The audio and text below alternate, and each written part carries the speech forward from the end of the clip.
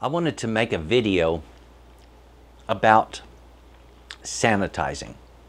All right, I felt that this was really good timing for this particular video. In fact, I'm going to be posting this very soon because I think it's just an important time to post this.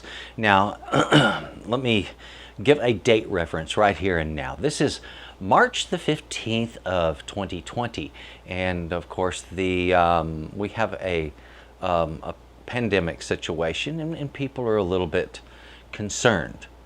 So we need to be very careful, and everybody's practicing cautions, hand washing, sanitizing, things like that.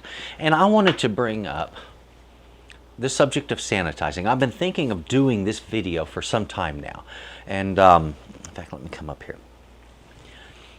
I've been thinking about producing this video for quite some time. You've been wanting to talk about sanitizing in the kitchen. Now, I have done a video before on sanitizing, and it was sanitizing your brewing equipment, and we were talking about how to make beer and that kind of stuff. And the discussion came up about sanitizing, and it's very important to sanitize because you get rogue yeasts or bacteria in your beer, and it makes it taste awful. So you don't want that, and so we have to be very sanitary in the equipment that we use and how we treat that equipment and how it's handled. Now, before I get into sanitary, let me make some conditions clear. First off, we're not talking about sterilizing. We're talking about sanitizing. Sanitizing is not the same condition as sterilizing. Let me give you an idea. In a hospital, they're going to work on a patient, so they need to take the instruments they're going to use in the operation, of the surgery. They're going to have to take those instruments and place them into what's called an autoclave. And the autoclave, using high heat and steam, will clean those instruments, making them sterile. And then they have to be handled in a very special way by people that have washed and cleaned and gloved and gowned up in a very special way, so that the tools do not become contaminated by any form of pathogen. Now, pathogen meaning those little critters, bacteria, viruses, yeasts, stuff like that. So they have to protect those instruments. That is sterilizing. And as I've just mentioned, it's a long process, it's involved, and it's hard to maintain once it's achieved. Sanitizing is a little different. With sanitizing, we start by cleaning, because it's kind of hard to sanitize a surface that's filthy. So we clean the surface, get rid of the dirt. Once the dirt is removed, then we can start the sanitizing. Now, a lot of folks may be saying, well, I already know how to sanitize things. I have bleach, that'll sanitize. Yeah, but you need to be aware of something.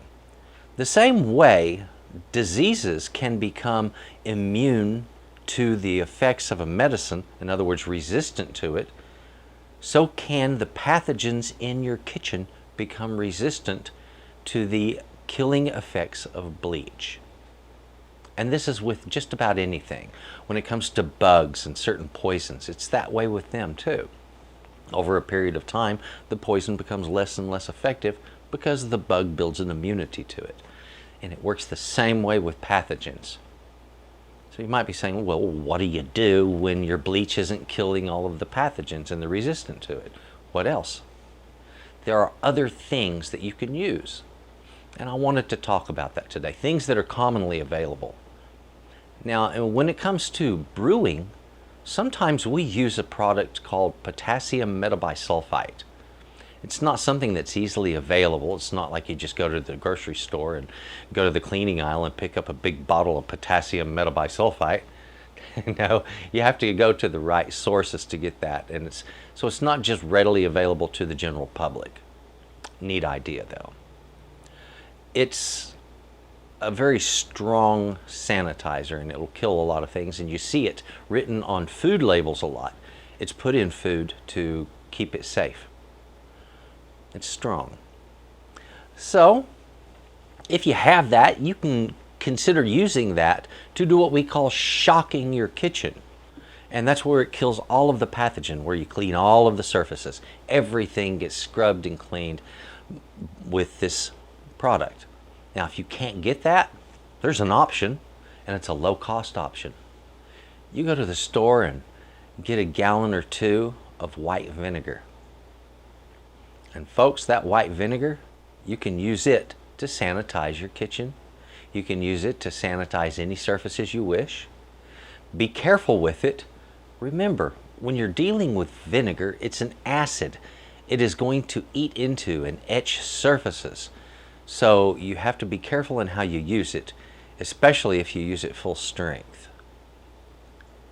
When it comes to what else can you use, there's also isopropyl alcohol. Now, where you can dilute the vinegar somewhat, down to like a 50-50 ratio, the alcohol, you really need to use it as strong as possible. So if you buy isopropyl alcohol and it is 90 or 95% isopropyl, then you can use that. Some people might think, hey, you can use vodka, right? Well, not really. Here's the thing. A strong vodka will be 100 proof. Now, 100 proof is only 50% by volume alcohol. All right, so you need something much stronger. Maybe Everclear, but vodka not really strong enough. So you have some options here. The other thing I wanted to talk to you about, besides the items that you have to sanitize with, which is what I've just mentioned, is what's called vector control. Oh, let me see. Let me grab something real quick. This is probably the perfect item.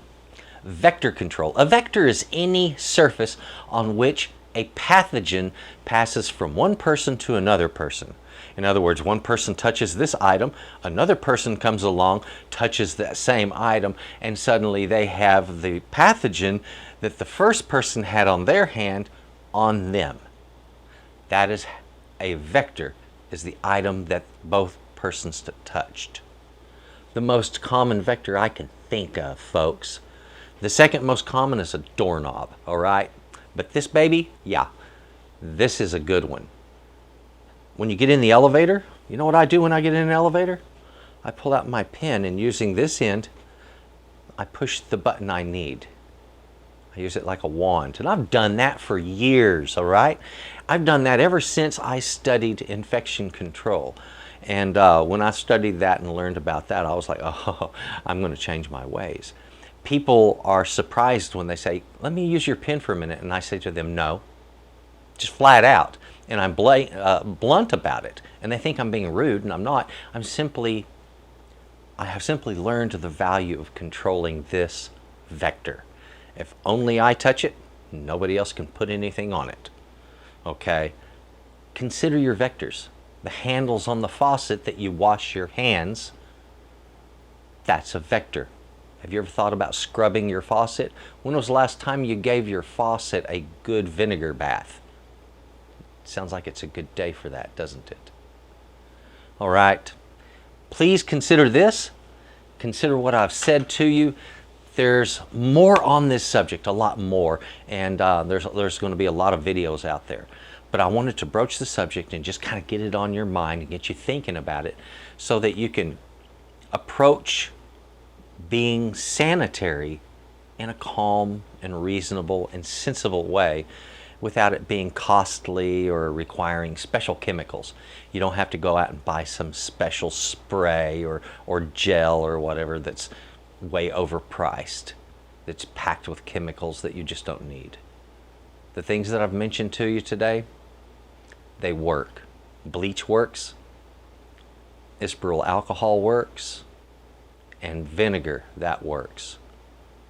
The other one I mentioned that's used in brewing, well, those of us who do brewing will have it, but for the most part, most people won't.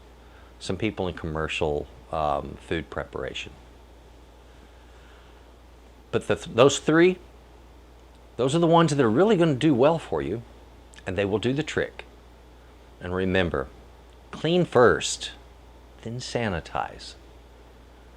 Folks, thank you very much. Please take a look at the videos that I have on Texas Cooking Today. There's a lot of great recipes here. And if you would, take a look right down below there. You're going to see some links, and that's links to Texas Cooking Today, my channel, a link to my other channel, Chef Trotters Tips. There's a link down there, I believe, to my website where I sell stuff for Texas Cooking Today. Whoops, there we go. Like caps, like recipes, shirts like I'm wearing, prints that are absolutely gorgeous.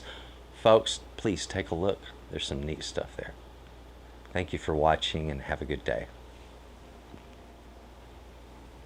It's coffee time.